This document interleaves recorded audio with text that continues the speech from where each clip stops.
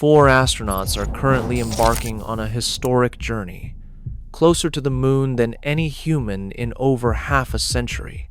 Reed Wiseman, Victor Glover, Christina Koch, and Jeremy Hansen are making history right now. But the very systems keeping them alive, the advanced technology protecting them, were not paid for with money or time. They were paid for with human lives, decades of them. The path to Artemis II is not paved with triumph. It is paved with coffins. We often celebrate launches, share photographs of Earth shrinking in the cabin window, watch countdowns, and cheer.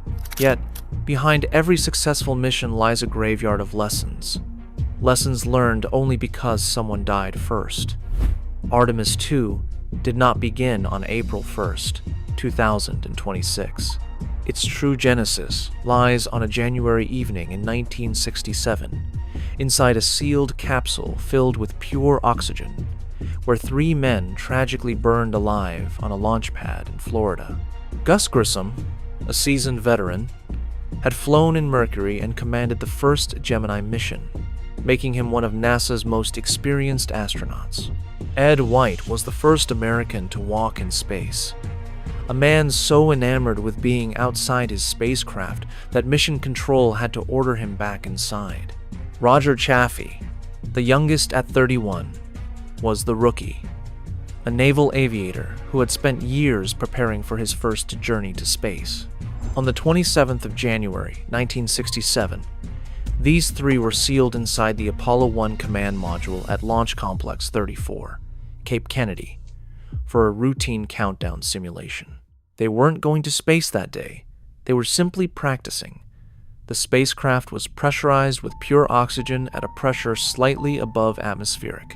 In hindsight, this decision transformed their capsule into a bomb, waiting for a spark.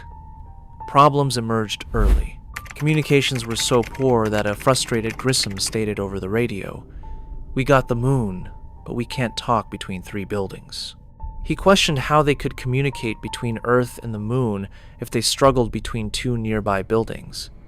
The test dragged on, accumulating delays. Then, at 6:31 inches the evening, a spark from a frayed wire beneath Grissom's seat ignited the pure oxygen. Pure oxygen doesn't burn like normal air. It detonates. In that environment, materials that would merely smolder in a typical atmosphere nylon netting, Velcro strips, foam padding, erupted into an inferno. Roger Chaffee's voice came over the radio. Then, silence. Ed White desperately tried to open the hatch. It was designed with 6 bolts, requiring a ratchet to open them one at a time from the inside. Under normal conditions, this took about 90 seconds. Under these conditions, with internal pressure rapidly rising and the cabin filling with smoke and flame, it was impossible. The hatch, designed to keep astronauts safely inside on January 27th, kept them fatally trapped.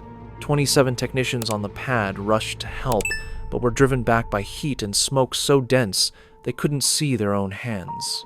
By the time they managed to open the hatch, 5 minutes after Chaffee's initial call, all 3 men were dead. The medical examiner concluded they died of asphyxiation from toxic gases. Their suits had melted and fused to the cabin interior. It took 6 hours before anyone could begin removing their bodies.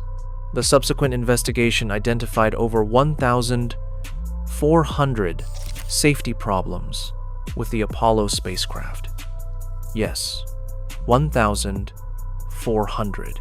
This included the pure oxygen atmosphere, the flammable materials inside the cabin, the flawed hatch design, and the poor wiring quality. North American Aviation, the contractor, had been aware of many of these issues, and NASA knew about some as well.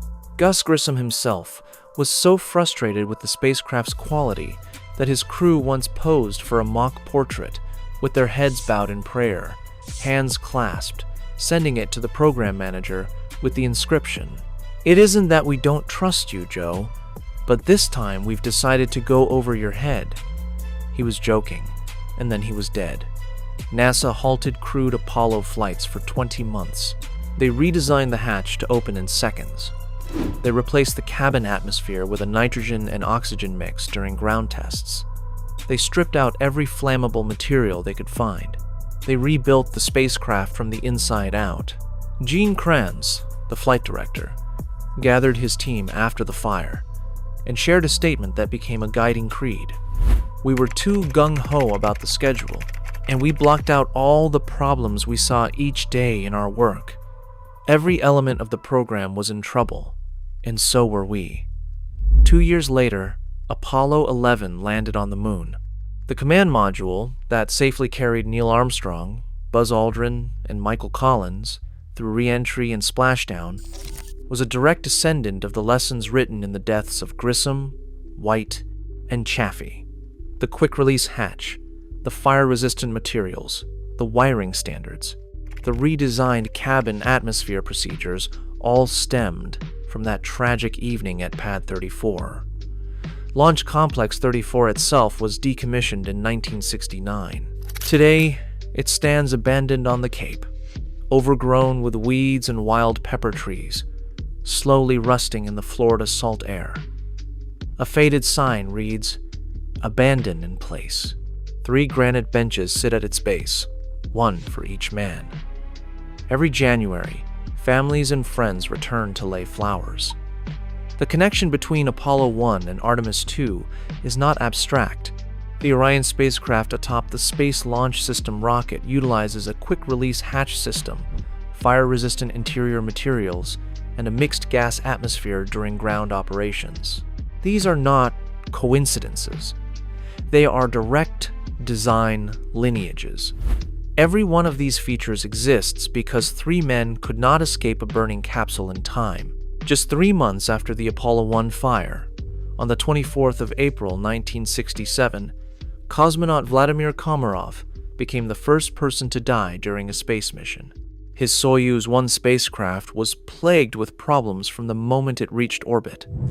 One of its solar panels failed to deploy, the attitude control system malfunctioned, and the spacecraft tumbled uncontrollably. Komarov battled the vehicle for over a day, desperately trying to stabilize it and align it for re-entry. He barely succeeded. The spacecraft re-entered the atmosphere, but then its main parachute failed. Soyuz 1 slammed into the ground at approximately 40 meters per second. Komarov was killed on impact. When the recovery team arrived, they found a charred mass of metal. His remains were barely identifiable. The investigation revealed that the parachute container had been improperly manufactured. Its interior walls were too rough, coated with a polymerizing substance that should have been smooth, causing the parachute lines to snag as they tried to deploy. The backup parachute then tangled with a partially deployed main. Engineers had warned that the spacecraft was not ready, with over 200 technical problems documented before launch. Quality control inspectors had flagged serious concerns. Yet, none of it mattered. Political pressure, driven by the desire to stage a dramatic dual spacecraft rendezvous coinciding with a national celebration, pushed the mission forward.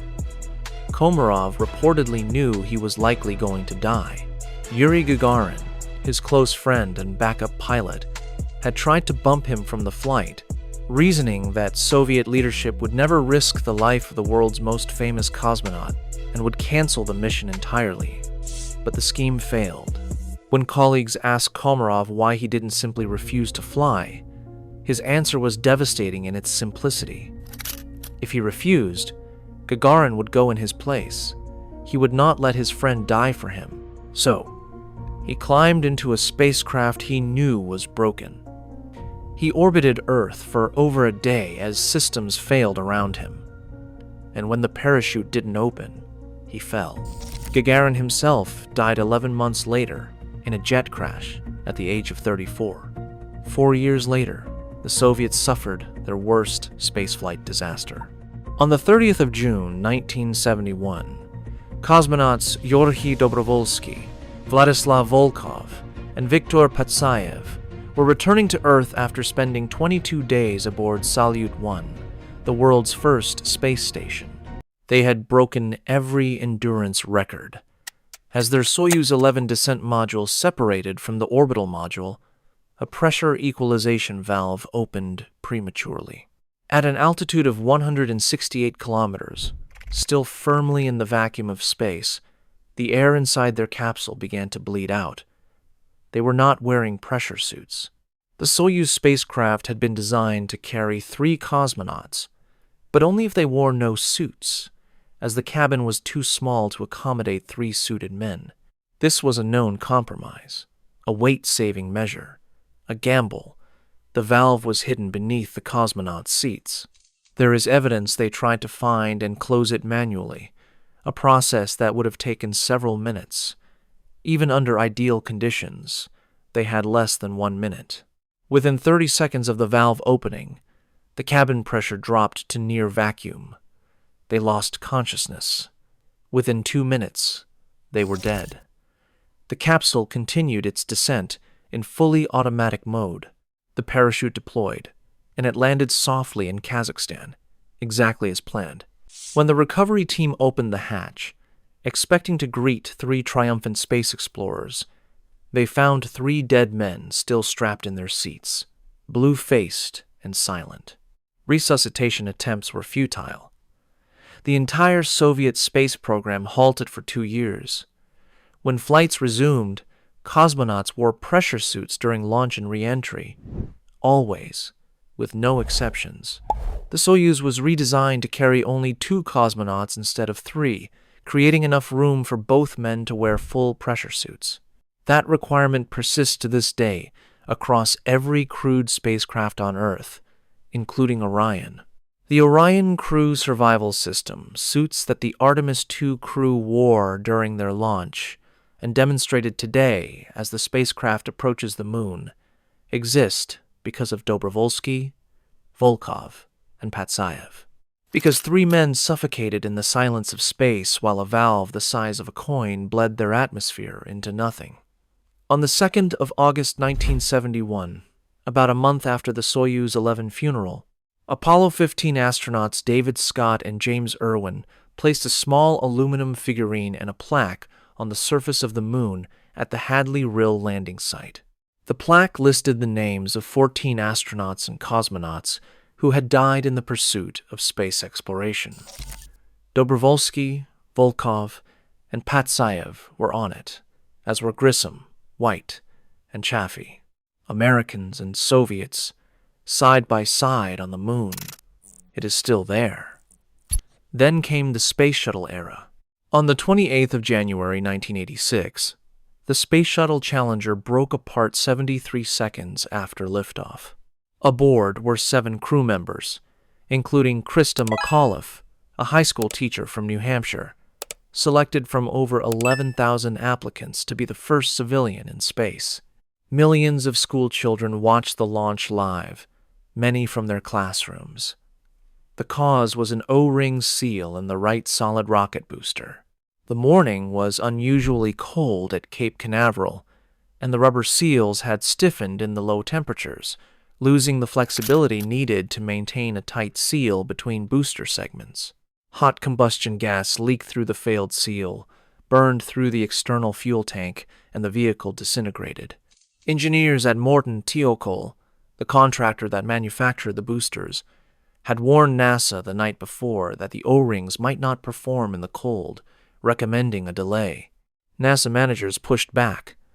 The engineers were overruled, and the launch proceeded. Francis Dick, Scobie, Michael Smith, Judith Resnick, Ellison Onizuka, Ronald McNair, Gregory Jarvis, and Krista McAuliffe.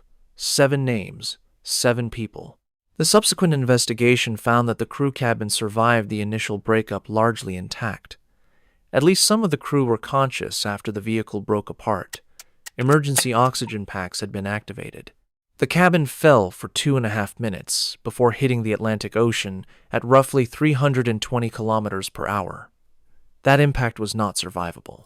The Rogers Commission, which investigated the disaster, found that the decision to launch was fundamentally flawed, rooted in what they termed the normalization of deviance.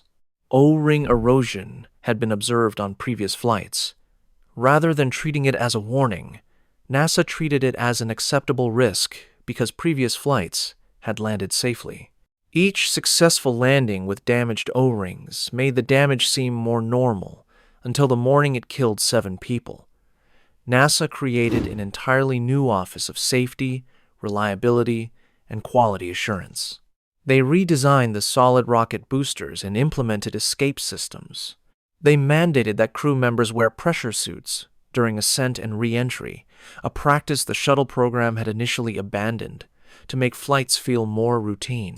The shuttle was supposed to make space travel feel like catching a flight from JFK to London. Challenger proved it was nothing like that. It never was, and it never will be.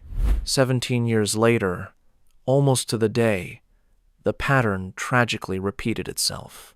On the 1st of February 2003, during the launch of Space Shuttle Columbia, a piece of insulating foam detached from the external tank and struck the leading edge of the orbiter's left wing, punching a hole in the reinforced carbon panels that protected the shuttle during re-entry. Engineers on the ground noticed the foam strike, and some raised concerns. However, management concluded the debris was unlikely to cause serious damage, partly because foam strikes had occurred on previous missions without catastrophe. It was the same logic, the same normalization of deviance, the same refusal to treat a recurring anomaly as the emergency it truly was. 16 days later, Columbia re-entered the atmosphere. During those 16 days, the crew had conducted over 80 experiments in microgravity, unaware that the wing was compromised. Engineers on the ground had requested satellite imagery to assess the damage, but the request was turned down by management who saw no need for it. One engineering team even prepared a contingency plan in case the damage was severe, exploring whether the crew could shelter aboard the International Space Station. That plan was never formally evaluated. Nobody in a position to act believed the foam could have caused critical damage. During re-entry, superheated gas entered through the hole in the wing. At first, it registered as merely a temperature anomaly in the sensor data, a few degrees warmer than expected in the left wheel well. Within minutes, the internal structure melted, the wing collapsed, and the orbiter broke apart over Texas and Louisiana at an altitude of 60 kilometers. Debris rained down across 2 states. Over 82,000 pieces were eventually recovered, totaling about 38% of the vehicle's dry weight. Rick Husband, William McCool, Michael Anderson, David Brown, Kalpana Chawla, Laurel Clark, and Ilan Ramon, an Israeli fighter pilot and the first Israeli astronaut. 7 more names. The Columbia Accident Investigation Board published a damning conclusion. NASA had failed to learn the lessons of Challenger. The organizational culture that allowed known risks to be redefined as acceptable had not been fixed. It had survived 17 years and killed 7 more people. The board wrote that the root causes of the 2 disasters were identical. The Space Shuttle program eventually ended in 2011 after 135 missions, with 14 astronauts dead across 2 catastrophic failures. In the ashes of those failures, the next generation of spacecraft began to take shape. Congress mandated the development of a new launch system. Engineers at NASA and its contractors started designing what would become the Space Launch System and the Orion capsule. The SLS uses solid rocket boosters derived from the shuttle's boosters, but redesigned with the lessons of Challenger's O-ring failure built into every joint. The RS-25 engines on the core stage are the same engine design that powered the shuttle orbiters, refined and improved over decades of operation. The heat shield on Orion, the one that will protect the Artemis II crew when they slam back into Earth's atmosphere at over 40,000 kilometers per hour in a few days, is an ablative shield specifically designed to avoid the tile-based vulnerability that destroyed Columbia.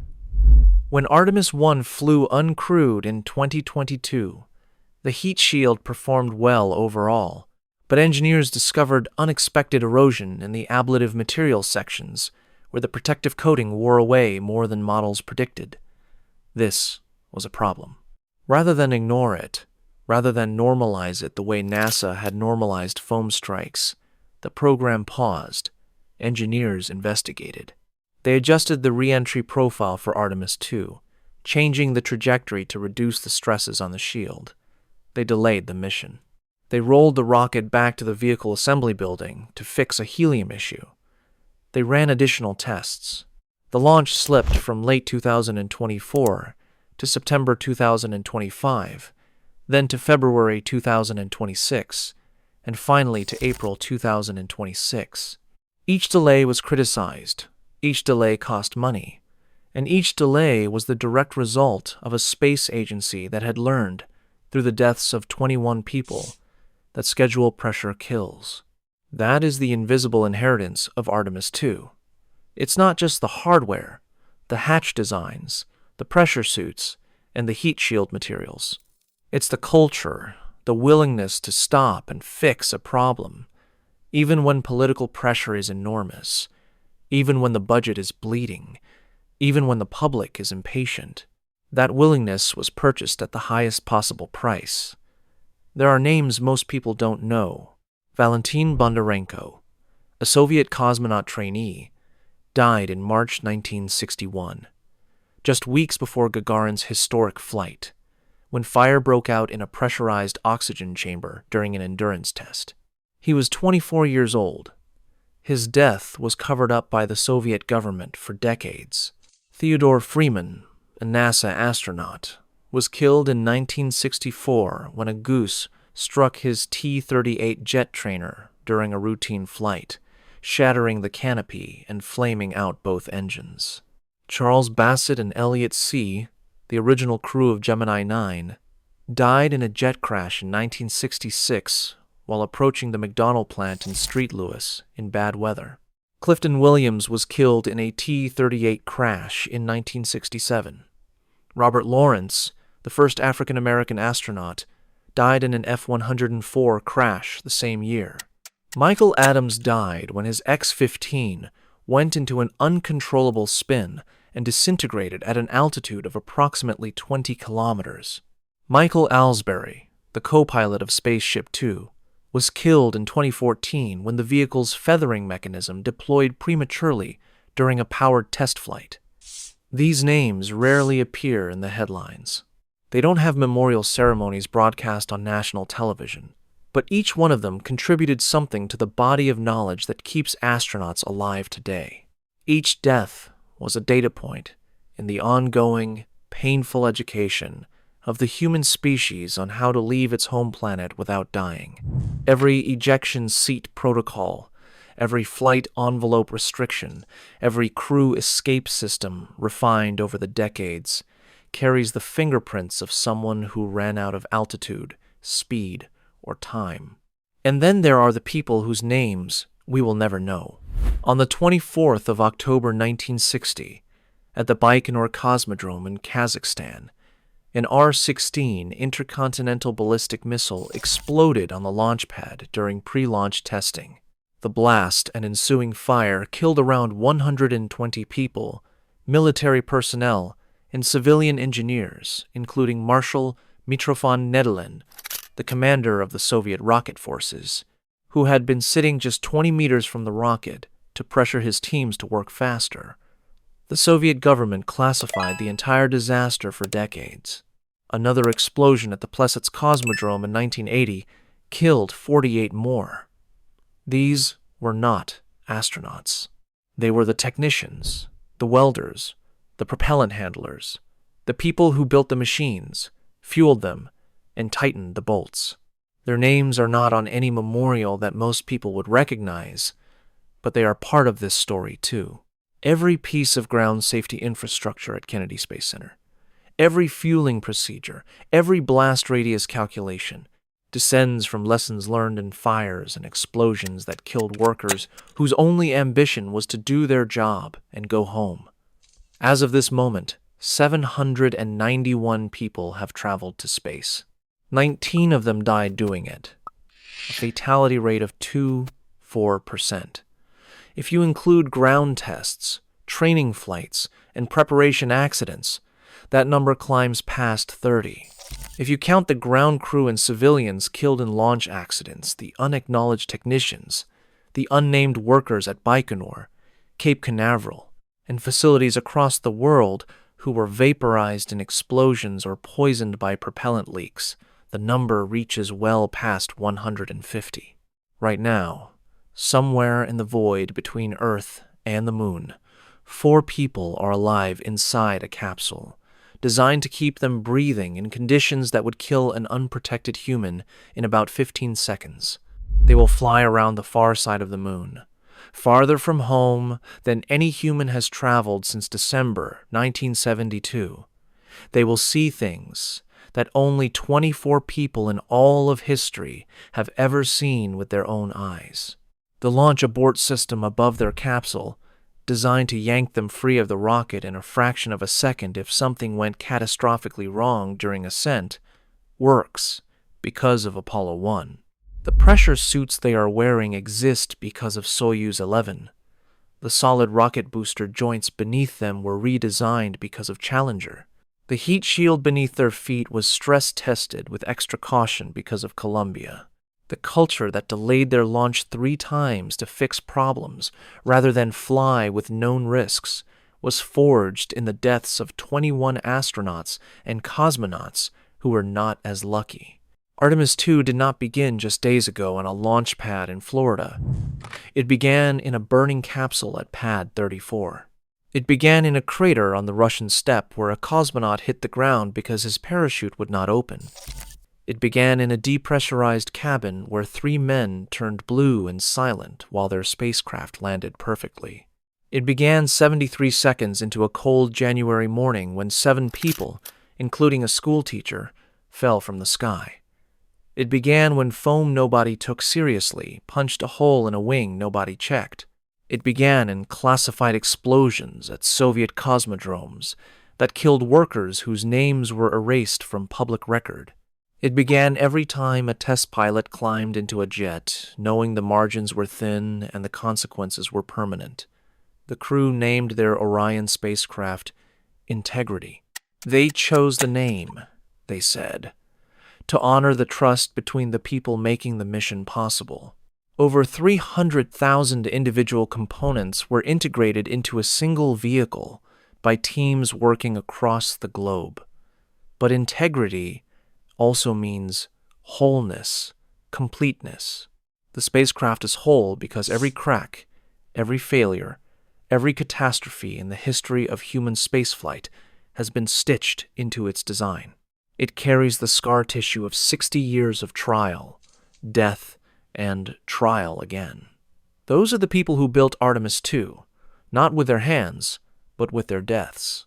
And the only way to honor them is to remember that every safety protocol, every redundant system, every delayed launch, every conservative engineering decision that brings those 4 astronauts home alive is a monument to someone who did not come home.